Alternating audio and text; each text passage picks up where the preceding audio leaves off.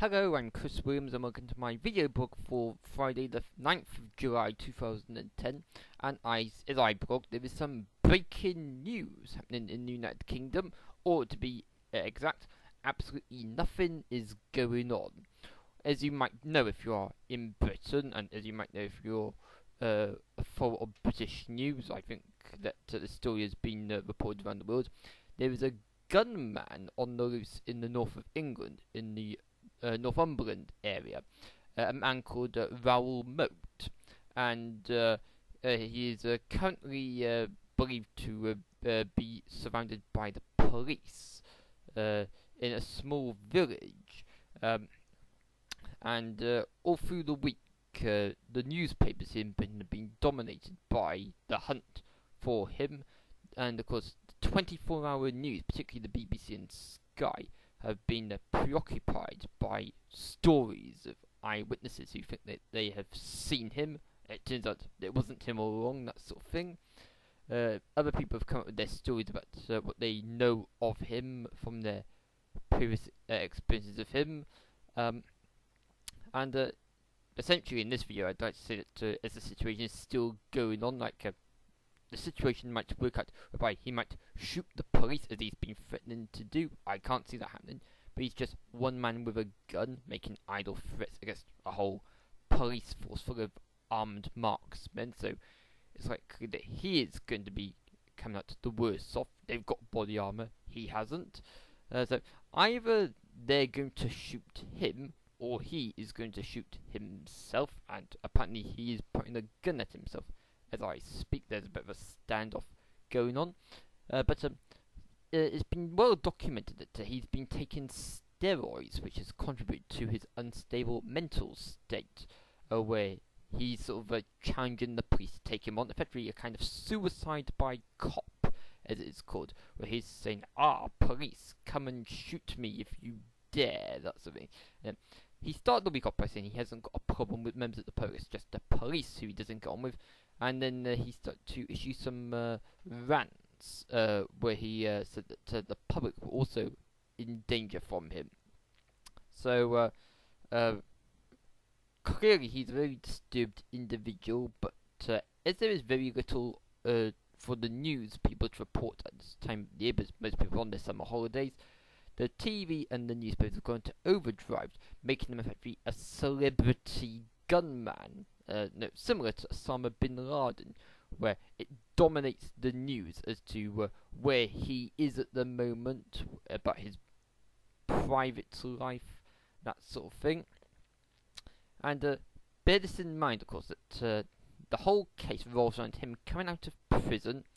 He shot his ex-girlfriend, and she survived the shooting. He killed her boyfriend. Well, normally when a man and a woman are shot at, that's normally just a minor story on the news, but because he shot a policeman as well, who also survived the shooting, it has highlighted Mr. Moat as being a highly dangerous man who must be caught immediately. People in the area where the shooting happened have been told to stay indoors and to keep away from their windows, and they've been told they can't leave the area, and there's been an exclusion zone enforced in the area to stop Mr. Moat from leaving. Of course, there's been police helicopters and news helicopters circulating around the area, and if, like me, you watch the 24-hour news channels, as along the bottom of the screen says, breaking news, police search for gunman. Of course, you'll stick with it for several hours, and you end up no better off. They end up not finding the man. But tonight, it appears that they have found him, but at the moment, they're in a situation where he's just in a bit of a standoff with the police.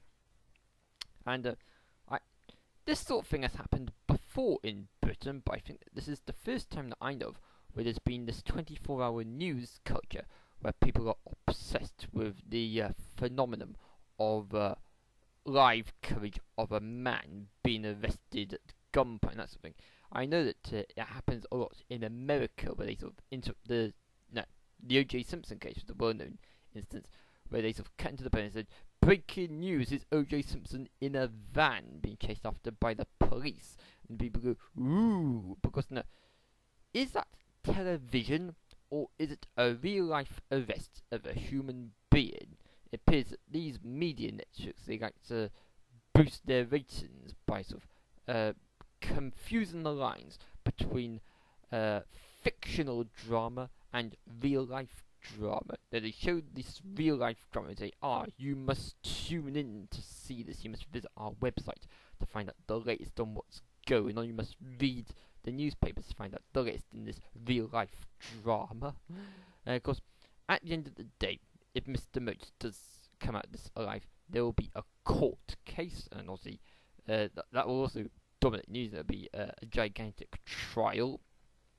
But getting back to what he has done, all he has done is he has shot a man, something which happens a lot every day here in the United Kingdom, and he has wounded a woman, that happens a lot every day here in Britain, and he fired at a policeman. Well, that happens occasionally, but it's normally only a big deal when the policeman is killed. So, this case with Mr. Moat is no different compared to a normal conventional gun-related crime here in Britain. The only difference is this culture of celebrity status he seems to have been given, where, as there is nothing else for the news to talk about, he has been dominating the newspapers and been the only real story on the news, and they have used him as fodder to sell these newspapers, to sort of excite people, where people say, this is interesting, I want to read about this, I want to know what the latest news is, because when you tune in, you find that the latest news is a regurgitation of what the news was yesterday, where they say the police are still searching for him. Of course, press conferences given by the police, I read some press conferences on the radio, and they've been very unspecific as to what they're talking about, and the media tends to put spin on what the police are saying. I heard one press conference yesterday, and it ended up the police saying to the the police said one thing, the journalist came along and said, "Do you mean this?" And the police said, "No, you are twisting what we are saying." And indeed, when the press conference ended, they did say on the radio, "As you heard there, the police are saying this, the big sensational storyline." And I was thinking, that is not what I heard the police say in the press conference. So, essentially what I'm saying is that